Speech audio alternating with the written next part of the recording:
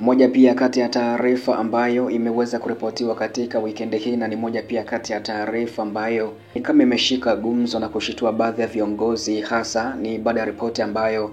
mmoja ya kamanda wa kijeshi kutoka huko nchini Ukraine ambaye yeye aliweza kuandika barua ya kujiuzulu, lakini pia kwenye kila ambacho amekiandika ni kwamba ameambatanisha baadhi pia lugha au maneno ambayo sio mazuri, ni kama maneno ya kutukana kwa uongozi wa kijeshi wa Ukraine. Na hii pia ni mara nyingi sana imekuwa ikitokea, hasa baada ya wanajeshi baadhi wa Ukraine kuripoti mashambulizi au kufanyiwa mashambulizi, lakini pia ni kama kuzidiwa kwa mashambulizi ya Urusi au ya wanajeshi wa Urusi kutoka mstari wa mbele wa kivita, ambako pia inapelekea baadhi ya wanajeshi wengi kupoteza maisha, licha pia kila ambacho pia Zelensky amekuwa kiripoti ya kwamba ni wanajeshi wachache sana ambao wameuawa tangu kuanza kwa vita hivyo. Lakini kwa mujibu wa ripoti ambazo pia baadhi ya wanajeshi wamekuwa kiripoti kutoka mstari wa mbele wa kivita, ni kwamba Urusi imekuwa ikifanya mashambulizi mengi na mashambulizi makubwa ambayo pia yanasababisha wanajeshi wengi kuweza kupoteza maisha huko nchini Ukraine, kama pia namna ambavyo Wizara ya Ulinzi ya Urusi mara nyingi sana imekuwa ikieleza ripoti ambayo kila siku imekuwa ikitoa kufahamisha kila ambacho majeshi yake yamekifanya dhidi ya vikosi vya Ukraine. Hivyo basi katika taarifa ya muda huu utasikia kila ambacho kamanda wa jeshi au moja ya kamanda wa jeshi kutoka nchini Ukraine aliweza kuandika barua kujiuzulu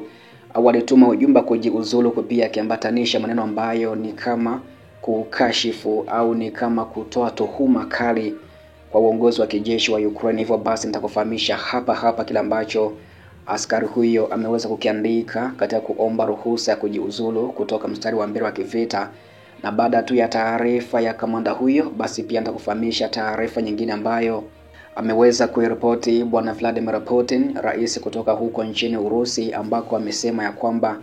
yeye ni lazima kila ambacho amekipanga au kilikuwa ni kama chanzo sababishi cha mzozo kati yake na Ukraine lazima kitimize, huko pia akijisifu ya kwamba ana jeshi kubwa, hivyo basi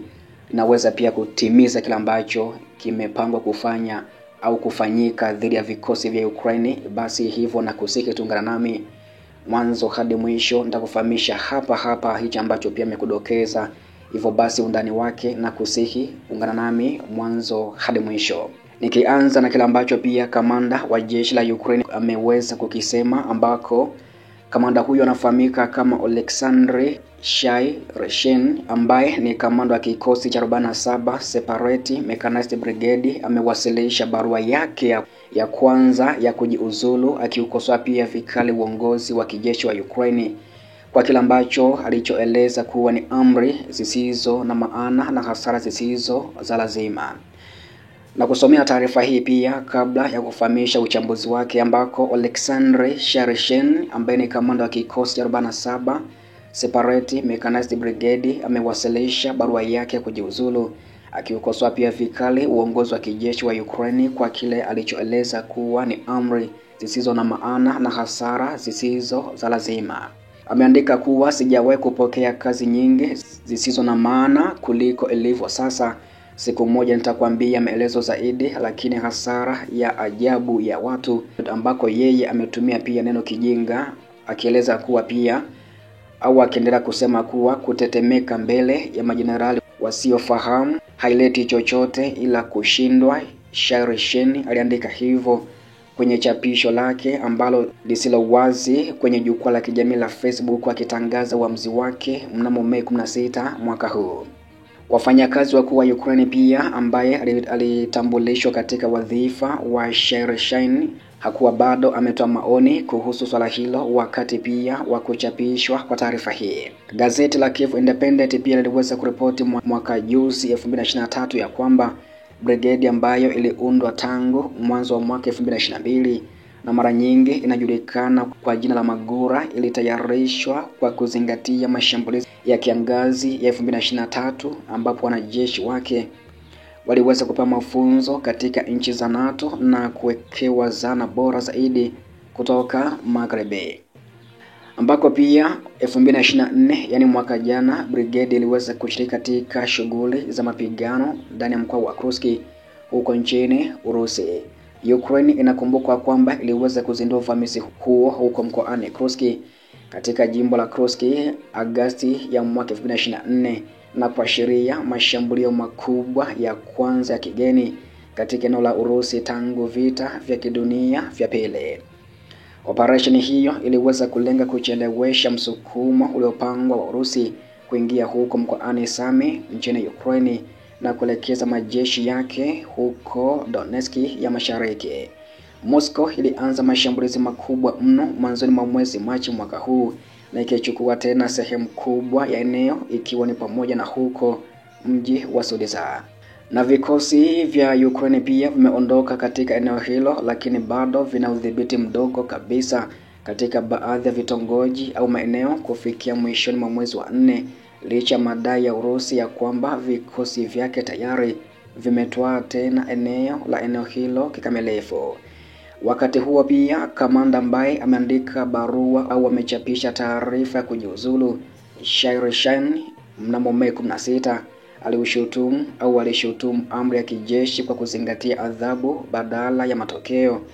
ambapo alisema wanachoweza ni kukemea uchunguzi, kutoa adhabu, kila mtu anaenda kuzimu, michezo ya kisiasa na tathmini ya hali halisi ya mambo hailingani kabisa na hali halisi au uwezekano walicheza michezo. Kamanda huyo aliandika hivyo. Shai Rishan alisema amewasilisha ripoti rasmi ya kuomba kufutwa kabisa kazi kutoka kwa wadhifa wake na kuelezea matumaini kuwa itakubaliwa hivi karibuni.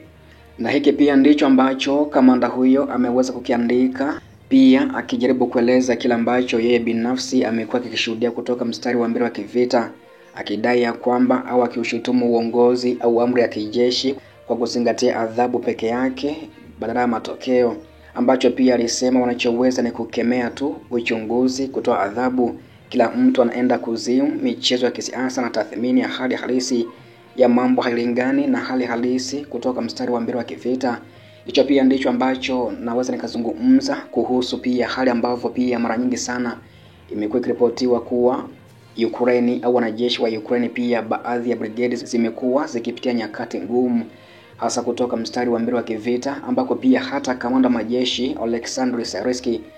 mara chache pia amekuwa akiripoti ongezeko la mashambulizi makubwa kutoka kwa wanajeshi wa Urusi, hali pia ambayo mara nyingi sana imekuwa ikisikika kutoka viongozi huko nchini Ukraine. Hivyo basi hicho ndicho ambacho naweza nikakufahamisha kwa sasa kuhusu kila ambacho pia kamanda huyo ameweza kukieleza kuhusu hali nzima ya mstari wa mbele wa kivita.